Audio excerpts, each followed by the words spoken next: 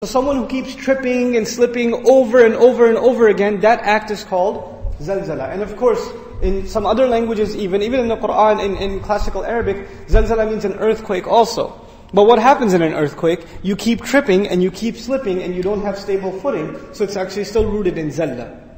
So when Allah says, إِذَا زُلْزِلَتِ الْأَرْضِ, it's alluding to the fact that people won't be able to stand the way they stand normally.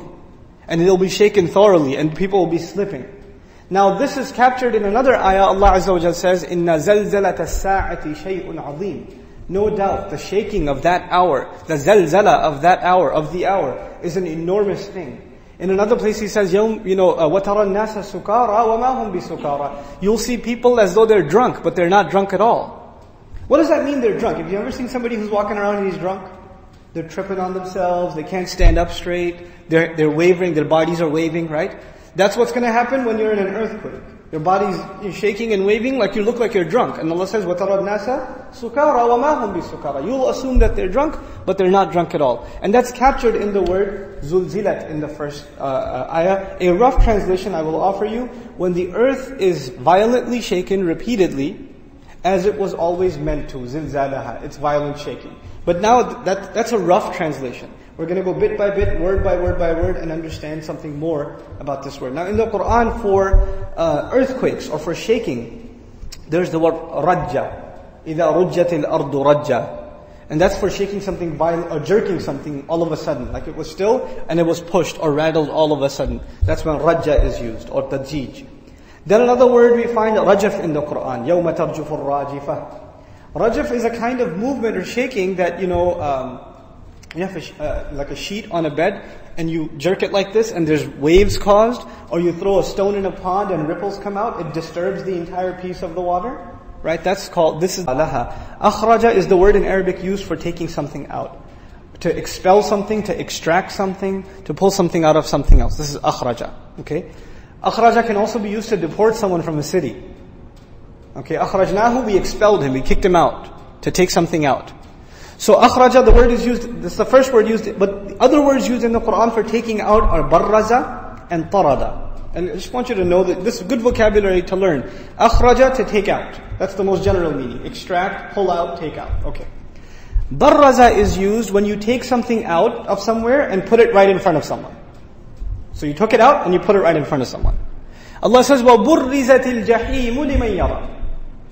Hellfire, al-jahim, will be taken out and put right in front of the one to look at it. So it'll be brought out. It's like it's in hiding, right? Allah, it's like implying it's in hiding. And Allah will yank it out, pull it out, burrizat al-jahim, and brought right in front. Liman yara, for the one to see. On the other hand, there's tarada. And Allah Azza wa Jalla speaks about tarada in the ayah when He says, subhanahu wa ta'ala, وَلَا تَطْرُدِ الَّذِينَ يَدْعُونَ رَبَّهُم. Don't expel those who call on their Lord. Tarada is used in Arabic when you push something away that you find unacceptable, degrading, or you don't think somebody is good enough for you, and you push them away. You find somebody annoying and you push them away.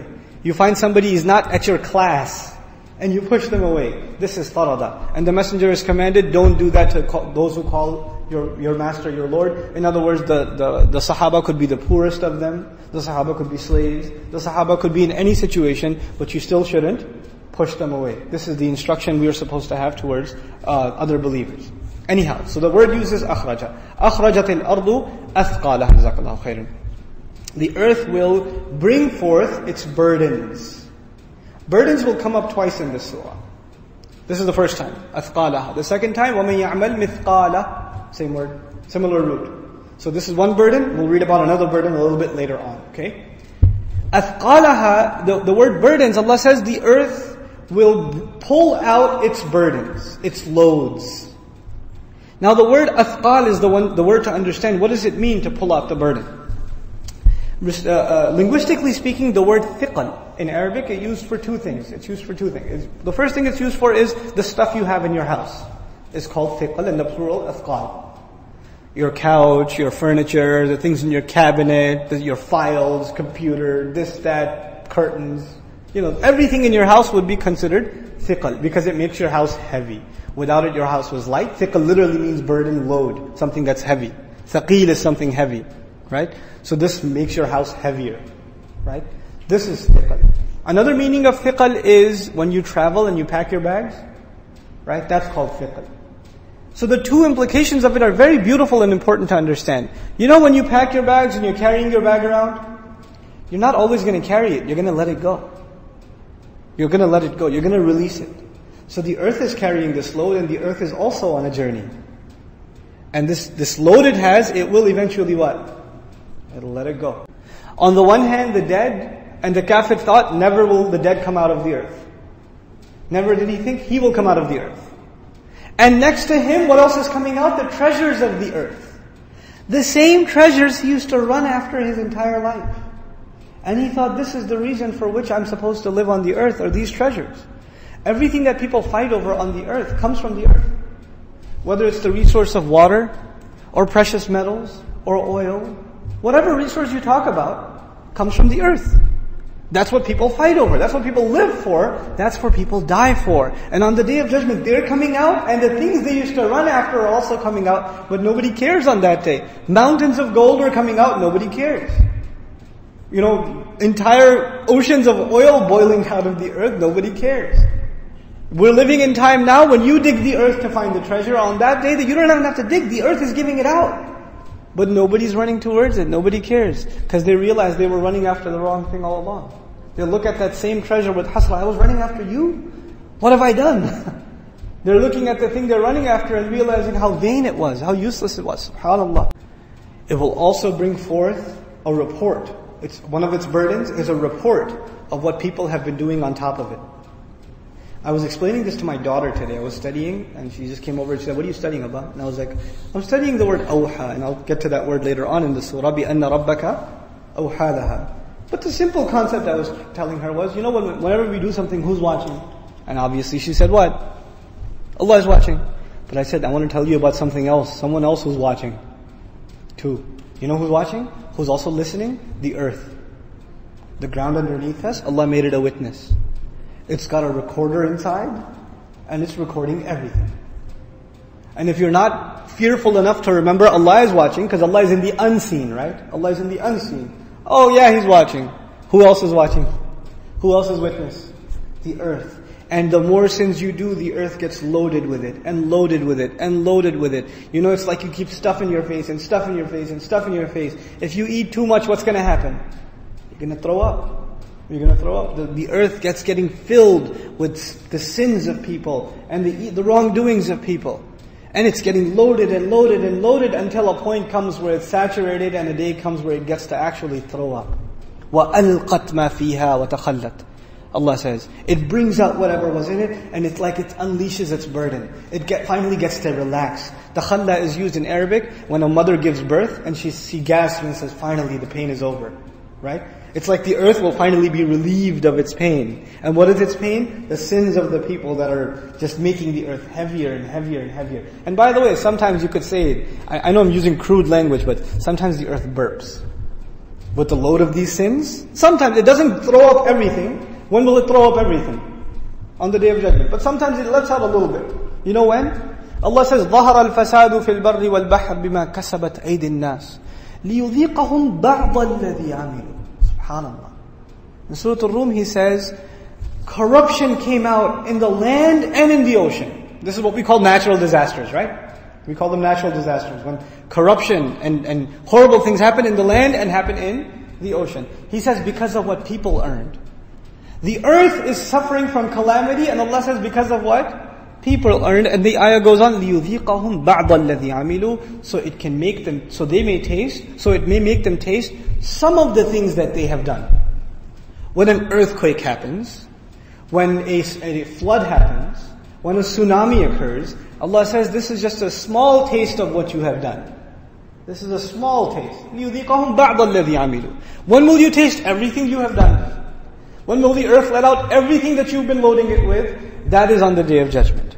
That is when it gives up all of it. But on this day, in addition to all those witnesses, Allah adds another witness, which is the earth. And when the earth starts witnessing something it never did before, the human beings aren't used to seeing the earth witness. What do they say? وَقَالَ الْإِنسَانُ مَا لَهَا. The human being will say, what is wrong with it? مَا لَهَا. This phrase is used many places in the Quran. For example, مَا لَكُمْ, what's wrong with you? كَيْفَ تَحْكُمُونَ, how do you make your decisions? Similarly, Allah says, يَا أَيُّهَا الَّذِينَ آمَنُوا مَا لَكُمْ إِذَا قِيلَ لَكُمْ انْفِرُوا فِي سَبِيلِ اللَّهِ اتَّاقَلْتُمْ مِنَ الْأَرْضِ. Those of you who believe, what's wrong with you? When you're told, come forward in Allah's path, your feet get planted into the earth. So مَا لَهَا, what is wrong with it? What's wrong with the earth? Now look at this amazing commentary. النسيان على سبيل التعجب والدهش والحيرة. This is Al-Biqa'i rahmahullah. He says the human being will say what is wrong with it as though he doesn't know that this day was coming. The human being knew this day was coming. He was being reminded over and over and over again. He says he will forget. Why will he forget? على سبيل التعجب. Because he'll be in utter shock. You know, when you come into something shocking comes before you, you forget that you were being reminded of it all the time. So that's the first reason he will ask that question. وَالدَّهَشْ, and he'll be terrified. وَالْحِيرَةِ, and just utter surprise. But then here, in complementing the tafsir of Al-Biqa'i rahmahullah, you find the word insan. وَقَالَ الْإِنسان. The word insan is different from nafs. Nafs is also a person. Fard is also a person. كُلُّهُمْ آتِيهِ يَوْمَ الْقِيَامَةِ فَرْدًا. This is in Surah Maryam. But here Allah uses the word insan. Insan, the word comes from nasiya, to forget. Nasiya means to forget. And on the day when he's rising, he had forgotten about that day, and he forgot that this was meant to happen, so it comes to him as a surprise, and he says, قَالَ الْإِنسَانُ مَا لَهَا. What's wrong with it? Like he forgot. And this is one of the weaknesses of it. In other words, you will be raised by yourself, and you won't have anybody else to give you company, and you will be, each human being will be saying on their own what is wrong with it. Every human being will be by themselves. No groups, no tribes, no nations, no families, no friends, no allegiances, nothing. The entire population of the world. Can you imagine? There is no bigger gathering of human beings than the Day of Judgment. Look at the irony. There is no bigger gathering of human beings ever than on the Day of Judgment. Why? The entire earth and every generation of the earth all brought up at the same time. Every single generation from Adam alayhi salam to the last human being, all of them are standing all at the same time. This is the biggest collective ever. And yet, you will feel the most alone when you're standing there. Even though when you're in a large crowd, you feel like you're with everybody else, right? And in the narrations of the Prophet ﷺ, we find you won't have the place to move your feet. You'll only have enough space to put your 2 feet, and that's it. The entire earth will be completely congested and crowded, and yet al-insan indicates we will feel entirely alone. We will feel entirely excluded. SubhanAllah. وَقَالَ الْإِنسَانُ مَا لَهَا.